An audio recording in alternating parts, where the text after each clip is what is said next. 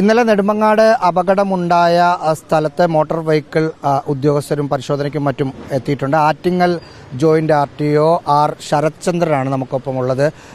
പ്രാഥമികമായി എന്ത് സംഭവിച്ചു എന്നാണ് നിങ്ങളുടെ ഒരു വിലയിരുത്തൽ? പ്രാഥമികമായി വളവ് ശ്രദ്ധിച്ചില്ല എന്ന് തന്നെയാണ് മനസ്സിലാക്കുന്നത്. ഡ്രൈവറുടെ ഭാഗത്തു നിന്നുള്ള ലംഭാവം തന്നെയാണ് ഇപ്പോഴത്തെ പ്രഥമ ദൃഷ്ടിയാൽ മനസ്സിലാക്കാൻ സാധിക്കുന്നത്. ഇനി വാഹനത്തിൻ്റെ മറ്റു കാര്യങ്ങളും കൂടെ പരിശോധിച്ച് അതിൻ്റെ റിപ്പോർട്ടുകൾ തയ്യാറായിക്കൊണ്ടിരിക്കുകയാണ്. ബാക്കി കാര്യങ്ങളൊക്കെ പിന്നീട് അതിൻ്റെ പുറകെ നമുക്ക് അറിയാൻ സാധിക്കും. ഓവർ സ്പീഡ് എന്ന് കരുതാൻ പറ്റും? ഓവർ സ്പീഡ് ഉണ്ടായിരിക്കണമെന്നാണ് തോന്നുന്നത് ഇപ്പോഴത്തെ അല്ലെങ്കിൽ ഈ വളവ് കൺട്രോൾ ചെയ്യേണ്ടതായിരുന്നു. എന്തായാലും കൂടുതൽ വിശദീകരണങ്ങൾക്ക് അതിനുശേഷം നമുക്ക്. വാഹനം ഇപ്പോൾ നമ്മുടെ കസ്റ്റഡിയിലാണോ ഉള്ളത്? വാഹനം ഇപ്പോൾ നമ്മുടെ കസ്റ്റഡിയിലുണ്ട്. അത് പരിശോധിക്കാനായിട്ട് പോവുകയാണ്. ബാക്കി ഇന്നലെ തന്നെ പരിശോധന കഴിഞ്ഞ് ബ്രേക്കിൻ്റെ കാര്യങ്ങളൊക്കെ നോക്കിയിട്ടുണ്ടായിരുന്നു. ബ്രേക്കിനകത്തൊന്നും വേറെ പ്രശ്നങ്ങളൊന്നും കണ്ടിട്ടില്ല. ബ്രേക്കൊക്കെ എഫിഷ്യൻ്റ് ആയിരുന്നു എന്നാണ് അറിയാൻ സാധിക്കുന്നത്. ബസ്സിന് മറ്റേതെങ്കിലും തരത്തിലുള്ള നിയമലംഘനങ്ങൾ എന്തെങ്കിലും കണ്ടിട്ടുണ്ടോ?